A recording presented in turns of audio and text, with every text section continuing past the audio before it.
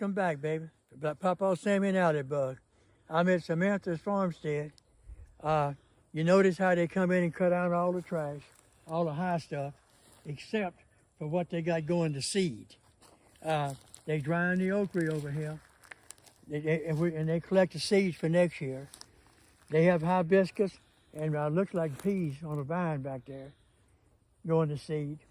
Now this year, they cut it down, but if you notice, even now, look at the compost. See that?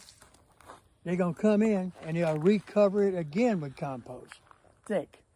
Then they'll drag their big tarps out and cover it. Well, between now and next planting season, when they pull that tarp, this will be damp, clean ground. No grass, no nothing growing. Just damp, clean ground. And they'll plant, and by the time the grass starts to take over again, they're ready to harvest, and they go back through the process. Compost, tarp, plant. It's just an endless process. But, so is this a no-till garden? Oh, yeah. You don't see anybody planting, plowing rows out here. There's no mule hook to a plow here. It's not necessary. Nope. This ground is soft. How long? This is what, 4 years?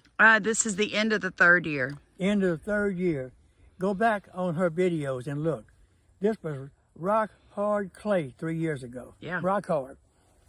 Even the federal government comes here and takes tests, and they can't believe how this ground's improved. Yeah, so the biology, the fungi, and the microorganisms are so alive in the soil. So clay, a lot of people say clay is a curse, but it's actually a blessing. Can you tell them why? Oh, yeah. Clay is really a good growing compound if you can break it up where the plants can grow in it. Yeah. You know, add a little compost. But like I said, look at it. If you dig down, you'll still find some clay. See it? Look. See that? But look, it's starting to crumble, see? That's compost, people. That's worms and bacteria right there. Look at that. Yeah, this was actually where the sweet potatoes were. Yeah. Which is why it's all dug up, folks. And so we even no-till sweet potatoes here, and Irish potatoes. Everything is done in a no-till. We just do not disturb the actual soil. No, because if you dig down, you're killing bacteria and microbes that's been here for hundreds of years, and you're disturbing them. You don't want to disturb them. You want to increase them. That's right. She takes her worm poop and spread it. Just a little bit here there, and it's a bacteria, a fungi. And once you get this ground's coming alive. This ground was dead. It was dead. It was a monocrop of grass. That's all it was out here. It's coming alive. Look, seriously, the federal government comes here, how often? Once, twice a year? Twice a year. Twice a year and run tests on this ground. Yeah. Experimental. And they really having trouble believing it's improved this much in 3 years. That's it. Let's go look at the rabbits and we'll show everybody where we get all of our manure. So we don't use any type of commercialized chemicals here. We make everything. So let's take them over there and show them the rabbits. German Shepherd has been trained to guard the livestock. Now, he also eats rabbit meat. But as you can tell from the rabbits in the cages, he will not bother any of these rabbits. In fact, he'll guard them with his life. So as you guys can tell, here on the farm, we raise a lot of rabbits to feed the dogs, which is why this says dog food for. And a lot of people get their feelings hurt, but it's not about that. It's about sustainability. That's right. On small acreage, you got to have small livestock. You show them the poop. When it comes time to plant that garden next year, you rake this poo up and sling it out there. Rabbit poop is some of the best in the world. It don't burn your plants. Rabbit manure, urine. Yep, that's what that bucket is, yeah, rabbit bucket urine. Full right there. It's full of nutrients. Actually, I tell people, if you look online, folks, for uri that you can buy to put in your garden, if you'll just buy you a couple of rabbits, even if you do not intend to eat them, a mother and her babies can produce a ton, 1 ton of manure in a year, and you can also use their urine. And the thing is, they are edible. They're good to eat. You can sell them, make money with them. Easter, you can sell them. Well, I don't like selling Easter rabbits. I don't either, People but don't I know do how to actually take care sell of them. quite a bit. That's cruel. If I'm going to eat it, I don't mind killing it. If I'm not going to eat it, I'm not going to hurt it. I got to show y'all the cutest rabbit out of this bunch. My daughter just pointed this teeny tiny baby out to me the other day. Look how little this one back here is compared to its sibling. Right look there. how, yeah, look how tiny. Isn't that the cutest thing? I think it might be a little dwarf. It's absolutely adorable. But as you can tell, our females are very healthy. They deliver a lot of healthy babies. What this right here is, folks, is to give their feet a break from the metal. The reason our rabbits never touch the ground is due to the parasitic load in Louisiana. We just have a lot of parasites, so we don't allow our rabbits ever on the ground in a colony. No, because you can't keep them clean. Notice Nope. this compost. See what I'm using? That's not a digging shovel. There's a pointed shovel. This shovel, look, that's compost, people. You know where it come from? You throw the stuff in here on the ground, and the chickens turn it. Do you know how much money you can get for the compost laying on this ground right here? How much, Sam?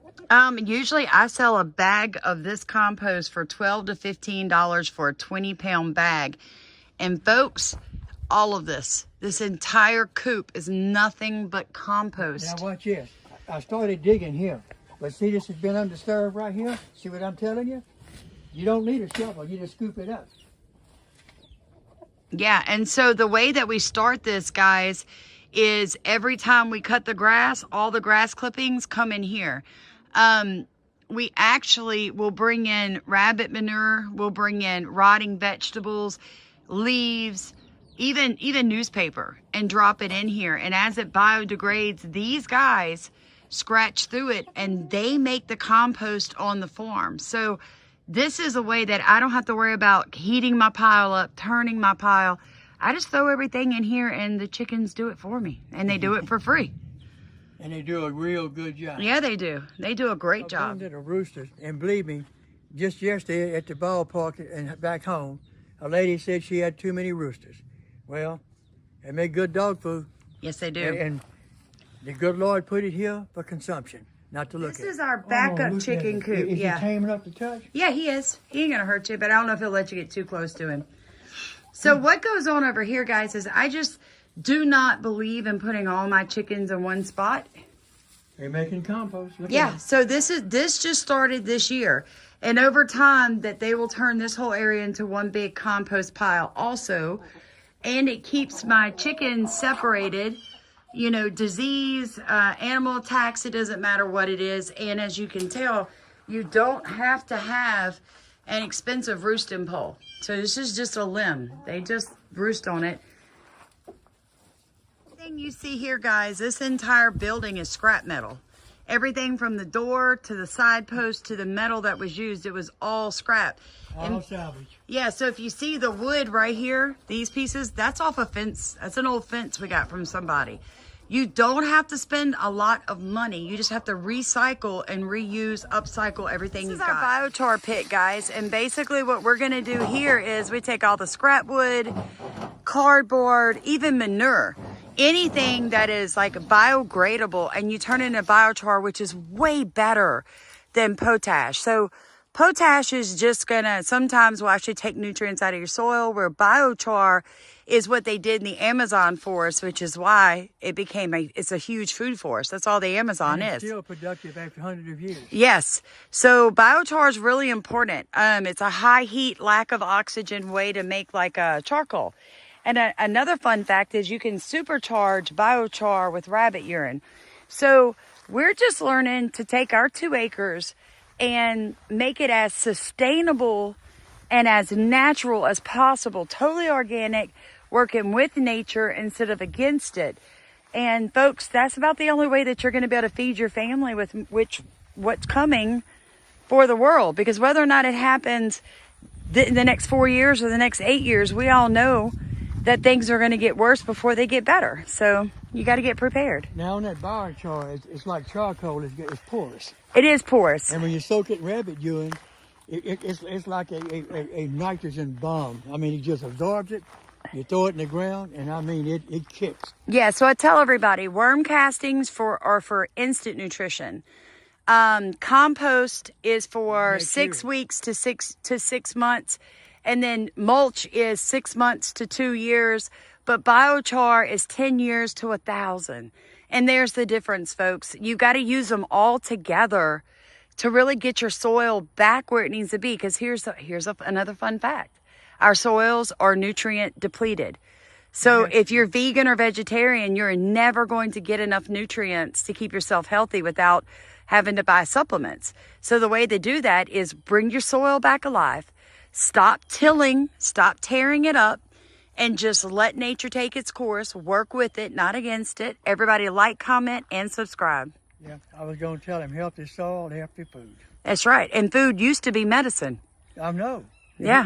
Yeah, definitely. Yeah, it used to be medicine, but I tell people now it's not. Now you need medicine after you eat the food. It's backwards. You get your soil healthy. It takes a year or 2 or 3 sometimes, and it gets a little aggravating. But once you get it right, like I said, when she pulls that tarp next year, this will be bare, damp ground. She can sow her seeds anywhere she wants. And the seed is going to get up faster than the grass because the grass is dead down to the roots. That's right. By the time the grass starts coming back, you harvest it. So you went all year without hoeing, plowing, chopping, cleaning, and working yourself to death and wishing you could do it and don't feel like it. You That's don't right. have to do all that. I mean, it's an easy way to farm. It is. Like, I don't even understand why. I mean, I do. I know the history, but it's crazy the way that we teach people agriculture in America now. Folks, there is a better way to do it. So if you want to learn, Papa Sammy's got a playlist called No Till. Go look that playlist up, and he's going to walk you from the first day we started into the last 3 years. There's a video every couple of months. Feel free to follow along. And one other thing, just a quick final note. This is 2 acres. This area she farms is a 1/4 acre. Yeah. She not only gets most of her food, she sells it at farmers markets. She's got excess. She's feeding it to the chickens, the rabbits, to the dogs. This might not work on a 1,000-acre farm without intensive labor. But for a small, a 1/4 acre lot, an eighth of an acre lot, you could feed a lot of people if you do it right. If you do it right. Amen.